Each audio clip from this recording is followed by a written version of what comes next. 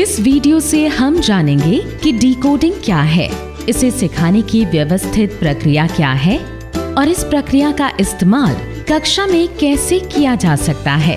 वर्णों और अक्षरों को पहचानना और उन्हें जोड़कर शब्द पढ़ पाने को ही डिकोडिंग कहते हैं। इसमें 2 उपकौशल शामिल हैं। पहला, वर्ण एवं मात्रा को पहचानना। दूसरा, इन वर्णों एवं मात्राओं को जोड़कर शब्द पढ़ना। डिकोडिंग सिखाने के 2 तरीके होते हैं। पहला, पारंपरिक तरीका।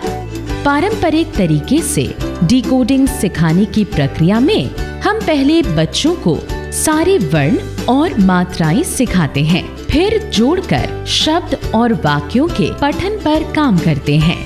वही व्यवस्थित तरीके से डिकोडिंग सिखाने की प्रक्रिया में पहले हम ऐसे वर्णों और अक्षरों के समूह सिखाते हैं जिनसे बहुत सारे शब्द बन सके।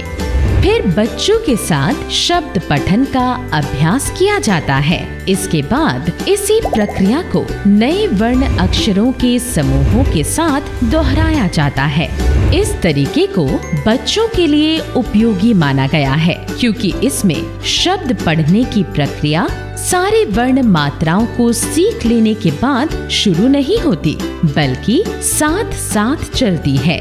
इससे बच्चे डिकोडिंग सीखने की प्रक्रिया से शुरुआत से ही अर्थपूर्ण तरीके से जुड़ जाते हैं। आइए अब देखते हैं कि कक्षा में डिकोडिंग की प्रक्रिया कैसे करवाई जा सकती है। पहले मैं बच्चों को एक शब्द देती हूँ और मौखिक रूप से उस शब्द की ध्वनियों के तोड़ने और जोड़ने का अभ्यास कराती हूँ। फिर मैं बच्चों से उसकी पहली ध्वनि पूछती हूँ। उसके बाद मैं वह शब्द बोर्ड पर लिखती हूँ और वर्ण पर गोला लगाती हूँ। मैं बच्चों को ऐसे 1-2 शब्द और देती हूँ। उसके बाद मैं बच्चों को दीवारों पर लगी प्रिंट सामग्री में वह वर्ण ढूंढने को कहती हूँ। फिर मैं बच्चों को हवा में वर्ण बनाकर दिखाती हूँ। खुद कर दिखाने के बाद मैं उन्हें भी हवा में वर्ण बनाने को कहती हूँ। इसी तरह मैं उन्हें वह वर्ण अपनी हथेली पर लिखने को भी कहती हूँ। इस प्रक्रिया के हर चरण में मैं बच्चों को अभ्यास के पर्याप्त मौके देती हूँ, ताकि उनकी समझ पुख्ता हो सके। इस सब के बाद अंत में मैं बच्चों को नोटबुक में वर्ण लिखने का अभ्यास करने को कहती हूँ। वर्ण पहचानने के बाद मैं कक्षा में अक्षर पहचान पर काम करती हूँ। अक्षर पर कार्य करने के लिए मैं पहले सिखाए गए वर्णों के साथ मात्रा लगाकर ग्रिड बनाती हूँ। इन्हें मैं 2 से 3 बार बोलती हूँ और बच्चे मेरे पीछे पीछे बोलते हैं, जैसे ग, गा, ल, ला, न, ना। फिर मैं बच्चों को जोड़ों या समूहों में बांटती हूँ और बच्चों को ग्रिड देखकर पढ़ने को कहती हूँ। अगर बच्चे कभी गलती करते हैं तो मैं उसे सुधारने में उनकी मदद करती हूँ। इसके बाद मैं उनके साथ अक्षर पहचान की खेल गतिविधियाँ करवाती हूँ और अंत में इससे संबंधित लेखन कार्य करवाती हूँ।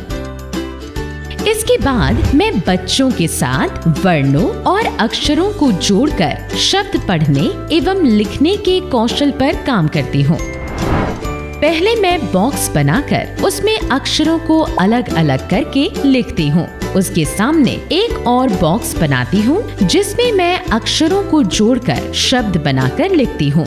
फिर मैं बच्चों को दिए गए शब्दों को पहले अक्षर दर अक्षर पढ़ने को कहती हूँ और फिर जोड़कर शब्द की तरह पढ़ने को कहती हूँ, जैसे ना, ला, नाला। ऐसे 2-3 शब्दों के साथ करने के बाद मैं बच्चों को किताब से जोड़ों में बारी बारी से पढ़ने को कहती हूँ। अंत में मैं बच्चों को इससे संबंधित लेखन के अभ्यास देती हूँ।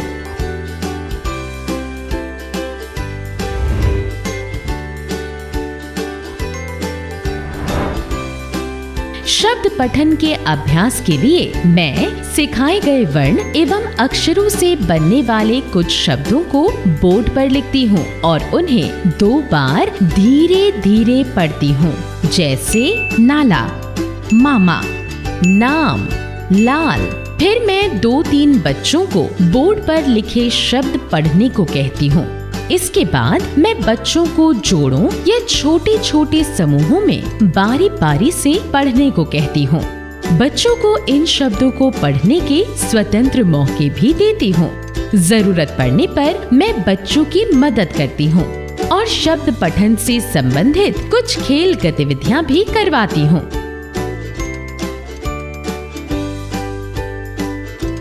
फिर मैं उनके साथ लेखन पर कार्य करती हूँ। ऐसे ही आप भी कक्षा में व्यवस्थित तरीके से डिकोडिंग सिखा सकते हैं। आइए हम मिलकर प्राथमिक भाषा शिक्षण पद्धति को और बेहतर बनाएं।